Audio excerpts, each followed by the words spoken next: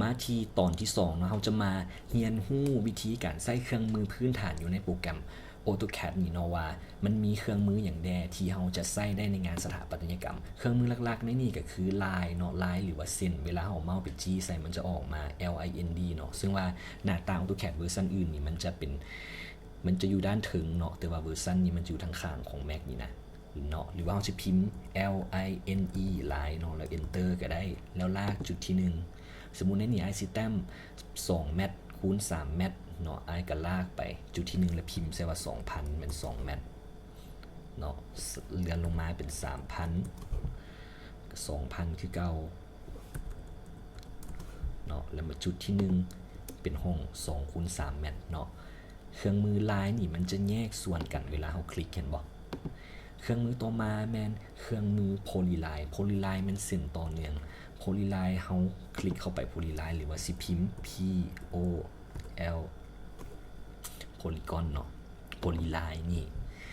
คลิกจุดที่1ตัวอย่าง 1,000 1 เมตรคูณ2 เมตรคูณ 1,000 เมตรคูณ2 เมตรแล้วเส้นพวกนี้มันจะต่อเนื่องกันเนาะมันจะแตกต่างกับลายนี่ลายมันจะบ่ต่อเนื่องกันเนาะให้จื้อไว้เพราะฉะนั้น2เส้นนี้ก็เฮาใช้ได้ในการแต้มแบบที่ว่าแตกต่างกันต่อมาแมนการนำใช้วิธีแต้มวงมนเนาะวงมนแมนมันจะมีให้เลือกเลยว่าเฮาสิเฮ็ดวงมนเฮาสิเลือกเอารัศมีหรือว่าจุดใจกลางเส้นผ่าศูนย์กลางหรือรัศมีเนาะเอาตัวอย่างเอาเป็นรัศมีเนาะ C Enter แล้วเลือกออกมาเลยว่าสิรัศมีเท่าใดสมมุติให้ใช้รัศมี 1,000 มันก็จะออกมาเป็น 1,000 เนาะตัวนี้เห็นง่ายๆแล้วก็จะมีเลือกในนี่มันเลือกเอาเลยเนาะสมมุติเส้นผ่าศูนย์กลางเลือกเอาตัวที่2คลิกเมาส์ออกมาเอาว่าเส้นผ่าศูนย์กลางจะเอาเท่าใดเส้นผ่าศูนย์กลาง 1,000 มันก็จะเป็นเส้นผ่าศูนย์กลางนี่ 1,000 เนาะเครื่องมืออื่นเส้น rectangular มันการแต้มสี่เหลี่ยมเนาะซึ่ง rectangular มันบ่ได้ยากเฮาเข้า REC เนาะแล้ว enter rectangular คลิกจุดที่1แล้วจุดที่2ลากขึ้นมาสมมุติได้สิแต้ม 2,000 คูณ 2,000 ลากแล้วพิมพ์ 2,000 แล้วจุดแล้วพิมพ์ใส่ว่า 2,000 อีก enter เขาก็จะได้สี่เหลี่ยม1ก้อนเนาะเอาไม้พิมพ์ REC enter แล้วคลิกจุดที่1จุดที่2แล้วเอา 1,000 คูณมันจุด